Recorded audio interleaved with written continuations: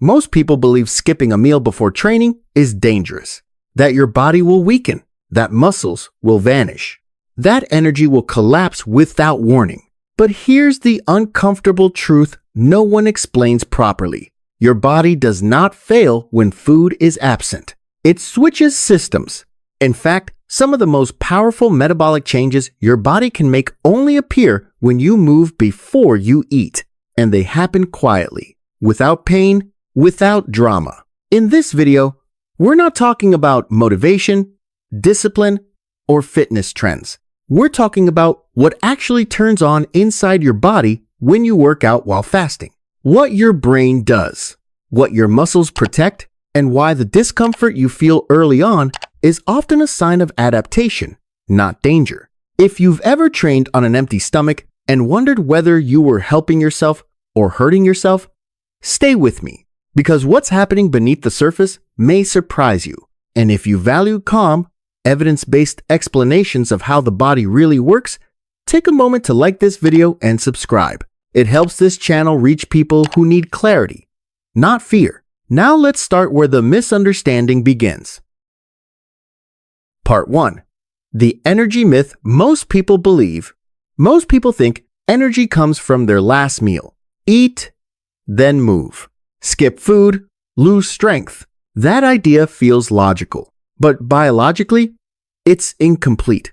Your body is never powered by your last meal alone.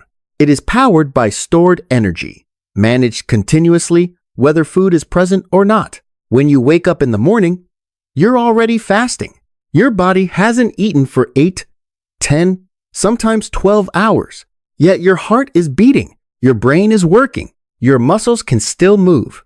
That's because your body runs on reserves, not constant refueling. The first reserve is glycogen, stored carbohydrate held in the liver and muscles. It's fast, it's convenient, and it's limited. Glycogen exists to cover short gaps between meals. It was never meant to power human movement indefinitely. The second reserve is fat. And this is where modern thinking goes wrong. Fat is not dead weight. It is not excess by default. It is a regulated energy system, shaped by evolution to sustain movement when food is uncertain. Even lean bodies carry tens of thousands of usable calories in fat tissue, enough to support days, sometimes weeks, of physical activity. So why does the body feel weak when food is delayed? Because frequent eating keeps insulin elevated. And elevated insulin tells the body one thing only: stored energy is not needed. Over time, the ability to access fat doesn't disappear. It becomes undertrained. This is where fasted exercise changes the equation. When food pauses for several hours, insulin levels fall. That drop is not an emergency. It's a permission signal. Fat cells receive the message to release energy. And when movement is added, demand finally matches availability. Your body isn't starving. It's relearning how to use what it already has. This is the moment most people misinterpret discomfort as danger. But discomfort here often signals a transition, not a breakdown. Part 2. What actually switches on when you train fasted? Here's where the story becomes uncomfortable for modern fitness culture. When you exercise after eating, your body takes the easy path. It burns glycogen first. Quick fuel, quick results, quick exhaustion. But when you train while fasting, that shortcut disappears. Insulin is low, glycogen is limited, and your body is forced to ask a different question. How do I keep moving without immediate food? This is where metabolic flexibility either exists or collapses. A flexible metabolism can switch fuels smoothly, from glucose to fat, from stored energy to active energy. An inflexible one panics the moment glucose is not instantly available. That panic is what most people mistake for danger. Heart rate feels different. Breathing feels unfamiliar. Energy feels uneven. But none of this means the body is failing. It means the body is learning again.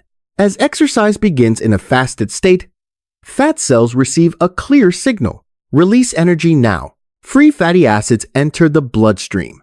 The liver converts part of that fat into ketones, And for the first time in a long time, your muscles and brain are offered an alternative fuel. This shift is not instant. And this is where many people quit, because the brain complains before the body adapts. This is the same paradox we see again and again in human biology. The loudest discomfort appears before the deeper systems stabilize. Your muscles are not breaking down. In fact, the opposite is happening. During fasting, growth hormone rises.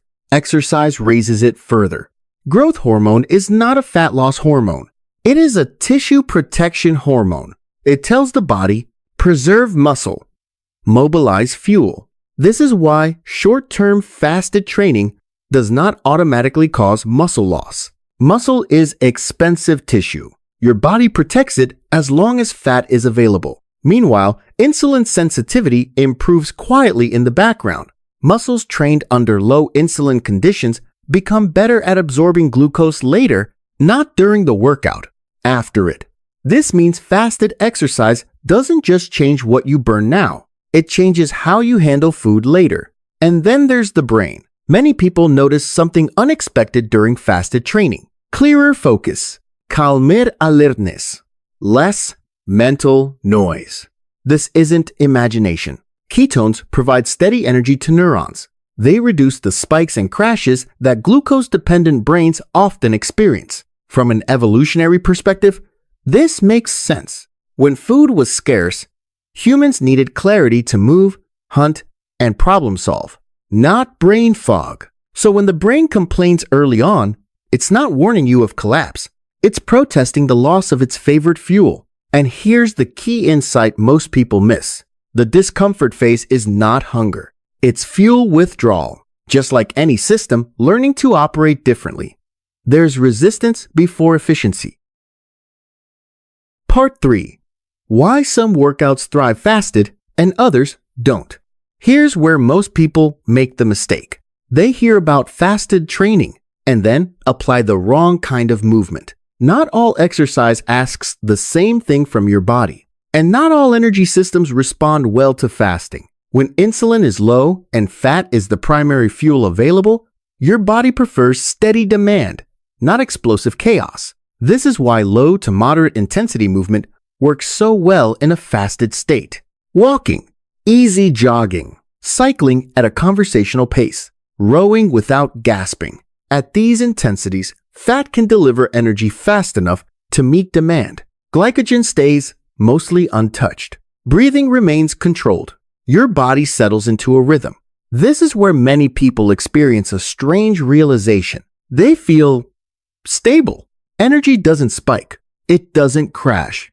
It flows. This is not because the workout is easier. It's because the fuel source matches the demand. Fat is a slow-burning, abundant fuel, perfect for sustained movement. And once adaptation begins, hunger fades into the background, not because willpower improved, but because the brain stops screaming for glucose it no longer urgently needs. Now compare that to high-intensity exercise. Sprints, heat, explosive circuit, max effort conditioning. These movements demand rapid energy delivery. Fat can't supply energy fast enough in this context. Glycogen normally fills that gap. So when people attempt high-intensity training early in a fasted state, performance often collapses. Heart rate spikes. Fatigue arrives early. Frustration follows. This doesn't mean fasted training is broken. It means the fuel system is mismatched. Some individuals do regain high-intensity capacity after weeks of adaptation. Low carbohydrate and ketogenic research shows this clearly, but adaptation takes time. Trying to sprint before the system is trained is like demanding highway speed from an engine still warming up. Then there's resistance training. Weight training sits in the middle. Lifting does use glycogen, especially during heavy compound lifts, but it also triggers powerful hormonal responses. Growth hormone rises. Catecholamines increase. These signals protect muscle tissue during the session. This is why many people successfully lift weights in a fasted state. Strength may feel slightly different, but muscle breakdown is not automatic. The critical variable isn't the lift. It's what happens after. Resistance training creates microdamage. That damage needs amino acids to repair. So fasted lifting works best when followed by timely protein intake. Not immediately, but deliberately. This often means training near the end of a fasting window, then breaking the fast with protein, not as a reward, but as biological completion. This is where the framework matters. Fasting is not a test of toughness. Exercise is not punishment. The goal is adaptation, not depletion. And there are warning signs that should never be ignored. Persistent dizziness, confusion, heart palpitations, sudden weakness. These are not signs of progress. They are signs the system is under strain. Hydration matters more than most people realize. Low insulin causes the kidneys to release more sodium and water. This is normal, but it increases electrolyte loss. Many symptoms blamed on fasting intolerance are actually low sodium, headaches, fatigue, muscle cramps. Water alone is often not enough. This is physiology, not supplementation hype. Part 4. What happens when you eat again? The most misunderstood phase. Most people think the moment they eat again, the story ends. The fast is over. The workout is done. Job finished. That assumption quietly destroys most of the benefits, because what happens after the fast matters just as much as what happened during it. The moment food returns, your body enters a new metabolic phase. Not a reset, not a failure, a transition. Insulin rise. This is not a mistake. It's not something to fear. Insulin is the signal that tells your body repair can begin. Energy release pauses. Restoration takes priority. Glycogen starts refilling. Damaged tissue begins rebuilding. Electrolytes are pulled back into cells. This is normal biology. The problem is timing. After a fasted workout, many people feel unexpectedly energized, alert, motivated, almost invincible. That feeling is misleading. Adrenaline and heightened insulin sensitivity can create the illusion of readiness even while recovery is incomplete. This is where people make the second mistake. They eat, then immediately push intensity again. Heavy training, long sessions, max effort. But internally, the body is reallocating resources. Blood flow shifts toward digestion. Hormones are changing priorities. The nervous system is settling. Pushing hard here competes with recovery instead of supporting it. In the first several hours after breaking a fast, light movement works best. Walking, gentle cycling, mobility work, stretching. These movements improve circulation without stealing energy from digestion and repair. They help the body land smoothly instead of crashing. Roughly 24 hours after refeeding, a new window opens. Insulin sensitivity remains high. Muscles absorb glucose more efficiently. Less energy is diverted into fat storage. This is where fasted training quietly pays dividends. Carbohydrates, if consumed, are handled better. Protein is used more efficiently. Recovery improves with less metabolic cost. Moderate training now makes sense, not to make up for anything, but to reinforce adaptation. By 48 to 72 hours, most systems stabilize. Glycogen stores are largely restored. Hormones normalize. Digestion fully re-engages. At this point, most people can return to normal training intensity. But there is one final trap: overcorrection. Trying to compensate for fasting with excessive volume or intensity undermines the entire process. The body doesn't reward punishment, it rewards consistency. Protein timing matters here more than most realize. Growth hormone remains elevated for a day or two after fasting. Insulin sensitivity is high. This creates an ideal environment for muscle repair, not through massive meals, but through steady protein intake, whole foods, reasonable portions, distributed across meals. This supports rebuilding without overwhelming digestion. Refeeding is not weakness, it is completion. The fast is only half the cycle. The return is the other half. And when both are respected, something interesting happens psychologically. Hunger loses its urgency. Cravings soften. Energy becomes predictable, not because discipline improved, but because biology feels safe again. Part 5. the fear everyone has, and what actually happens. At this point in the video, one question is probably sitting quietly in your mind. Isn't this dangerous? Won't I lose muscle? Doesn't training without food break the body down? These fears sound logical. They've been repeated for decades. But physiology tells a calmer, more precise story. Let's start with the biggest myth. Fasted training burns muscle. Muscle is not the body's first fuel choice. It is one of its most protected assets. From an evolutionary perspective, losing muscle during short-term food absence would be catastrophic. Muscle is needed to hunt, move, escape, and survive. So the body defends it. During fasting, growth hormone rises sharply. This hormone does two critical things at once. It mobilizes fat for fuel, and it reduces muscle protein breakdown. This is not theory. It's been measured repeatedly in controlled studies. At the same time, insulin drops. Low insulin does not mean muscle loss. It means fat becomes accessible. Muscle loss occurs when three conditions overlap: prolonged calorie deficiency, inadequate protein over time, chronic stress without recovery. Short fasts combined with movement do not meet those conditions. In fact, resistance training during fasting sends a strong signal. This tissue is needed, and the body listens. This is why many people maintain strength during fasted lifting, especially once adapted. Not because they are pushing harder, but because the hormonal environment is protective. Now, let's talk about another fear. If I feel dizzy or weak, it means something is wrong. Sometimes, yes. Often, no. The early discomfort people experience during fasted training is rarely a lack of energy. It's usually a fluid and electrolyte shift. When insulin is low, the kidneys release more sodium and water. This is normal physiology, but it means hydration needs change. Many symptoms blamed on fasting are actually low sodium, inadequate fluids, rapid posture changes, headaches, lightheadedness, muscle cramps.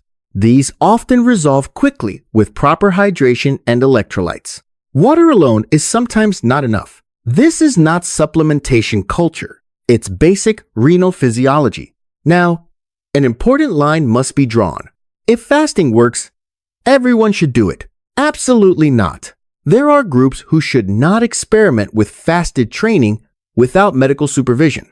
This includes pregnant or breastfeeding individuals, people with a history of eating disorders, those who are underweight or recovering from illness, anyone using insulin or managing unstable blood sugar. For these groups, the cost can outweigh the benefit. This is not failure. It's biology being context-specific. Even for healthy individuals, fasted training should never stack on top of multiple stressors. Starting fasting, hard training, poor sleep, and calorie restriction all at once is not discipline. It's overload. Adaptation happens best, one variable at a time. Here's the quiet truth most fitness advice misses. Fasted training is not a test of toughness. It's a training signal. Hunger is not an enemy. Fatigue is not a moral weakness. They are data. Learning to read that data is what creates sustainable results. Many people don't fail fasted training because it doesn't work. They fail because they try to turn it into an identity instead of a tool. In the final part, we'll zoom out. How often should this be used? Where does it fit long term? And why metabolic flexibility, not fat loss, is the real advantage that lasts. Because the goal was never to do more, the goal was to give your body options. And once you understand that, training stops being a fight and starts becoming a conversation. Part 6. How to use fasted training without turning it into a rule. By now, something important should be clear. Fasted training is not a command. It is not a badge of discipline, and it is definitely not something you need to do every day. It is a tool, and like any tool, its value depends on when and why you use it. Many people assume the goal is fat loss, but fat loss is only a surface effect. The deeper benefit is metabolic flexibility. A flexible metabolism can switch smoothly between fuels. It can work with food, and it can work without it. An inflexible one panics the moment food is delayed. that panic shows up as fatigue, cravings, mood swings, energy crashes, not because the body is weak, but because it has lost practice. Fasted training reintroduces that practice, but it works best when used selectively. For most people, 1 to 3 sessions per week is enough. Low to moderate intensity, walking, easy cardio, light resistance training. On other days, training fed may be more appropriate, especially for heavy lifting, high-intensity intervals, performance-focused sessions. This variation mirrors how human physiology evolved. Sometimes food came first. Sometimes movement came first. The body adapted to both. Problems begin when a method becomes an identity, when fasting becomes a rule instead of an option, when eating becomes guilt, when training becomes punishment. The body does not thrive under rigidity. It thrives under rhythm. Another important point: fasted training is not about pushing through discomfort. Discomfort is information, not a challenge to overcome. Hunger that fades, that's adaptation. Light fatigue that stabilizes, that's fuel switching. But confusion, dizziness, persistent weakness, or anxiety, that's feedback saying, "Not today." Listening is not quitting. It is intelligence. And here is the quiet takeaway that often surprises people. The body is not fragile. It is adaptive.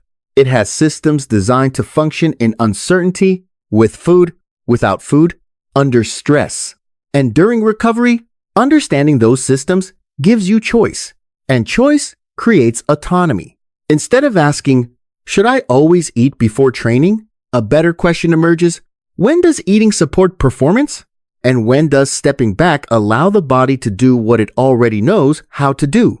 There is no single answer. But once you understand the mechanisms, you stop being afraid of missing a meal, and you stop chasing rigid rules. You start training with context. And context is what turns effort into progress. If this video helped you see fasting and exercise with more clarity, share it with someone who still believes skipping a meal automatically means losing strength. And if you want to keep exploring how metabolism, movement, and biology actually work together, subscribe for future episodes, because your body has been adapting far longer than any fitness trend, and it deserves to be understood, not forced.